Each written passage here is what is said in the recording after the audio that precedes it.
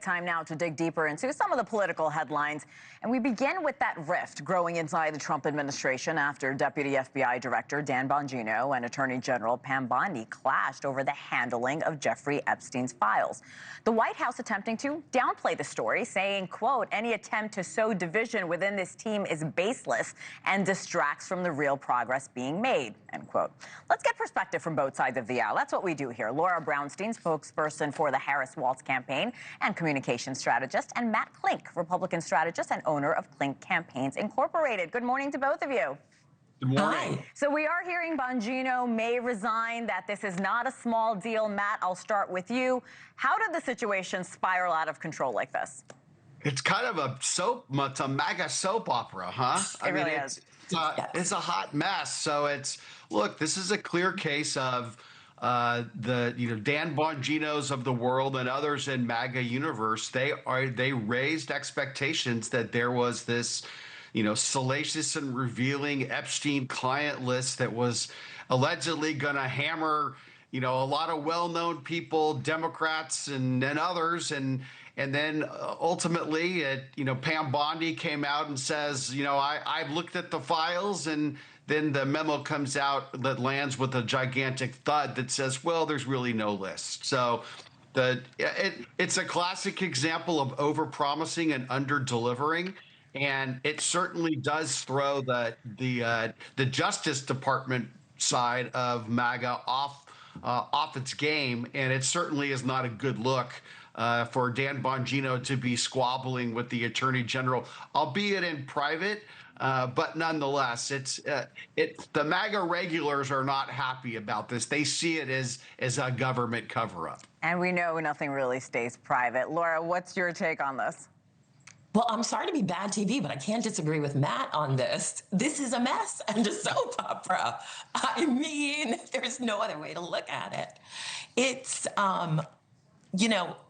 it's hard to know whether when Pam Bondi handed out those binders saying, here are the Epstein files and was hyping everybody, did she really not have anything in her hands, or was something in her hands that is now, or on her desk, as it were, that is now not? Yeah, it doesn't help that she said, I have the list on my desk for days, and we're all waiting for that list. But Matt, the memes are so good on that. I mean, they are very entertaining no matter what side of the aisle you're on. Matt, yes. What does this say about the culture inside the Justice Department and the Trump administration? Here's a deputy director of the FBI reportedly threatening either him or the Attorney General.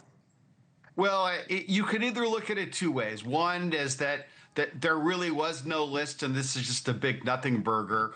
Or the other side, and what the conspiracy theorists will say is, oh my gosh, this list must really have some salacious information on it. Both sides are now protecting it. I mean, it's the gift that keeps on giving for conspiracy theorists. All right, let's move on to California. Another huge story. A federal judge ordering immigration officials to stop racially profiling when making arrests in the Los Angeles area. Of course, we've all seen that video from the cannabis farms. The Trump administration has faced numerous legal challenges over their immigration policies. That's nothing new. Matt, let me stick with you. How will this change the administration and how it approaches immigration-related arrests? This decision by Judge Frimpong, who's a Biden-appointed judge from 2022, it really only affects 7 counties. My guess is had this occurred before the Supreme Court decision a couple weeks ago, that it would have been one of these infamous nationwide injunctions. But it only affects the 7 counties that the Central District impacts, from basically middle of California to Orange County. It's going to be appealed. Ultimately, the federal government they largely drive immigration enforcement policies, and it will slow down the Trump administration, but it will not stop them. Laura, I think Matt's right. I mean, there's no doubt appeals are on the way. The judge is also mandating the federal government ensures these detainees, they have access to lawyers. There are so many reports that they're not receiving adequate legal representation, while the administration is more than likely, like Matt said, going to appeal this. How will this help the migrants who have been detained so far? Well, I think just calling out the 4 things that the case said that the judge ruled ICE can no longer make arrests based on, when you read them, are kind of appalling. the fact that they have to point out that a parent, race or ethnicity, speaking Spanish or speaking English with an accent, or being at certain public places like a bus stop or a car wash, that those are not reasons to be detained by ICE. The fact that that has to be said seems problematic to me. And the fact that now, what is the new number? 79% of Americans are feeling more positively about immigration and immigrants in this country. And you've got to think that that is a reaction to some of the cruelty that we have seen by ICE in places like California that this judge was reacting to. I'm glad Yes, you that's the number. I mentioned. got the number right. Yeah, you did get the number right. I do want to also bring up another poll, the Gallup poll. It shows that over 60% of voters don't approve of Trump's handling of the immigration. Matt, what are your thoughts on why Trump's immigration policies are no longer resonating with voters? Yeah, polls are like perfume; they're to be smelled, not swallowed. Look, I have other numbers in private polling that's a heck of a lot more accurate than what Gallup turns out.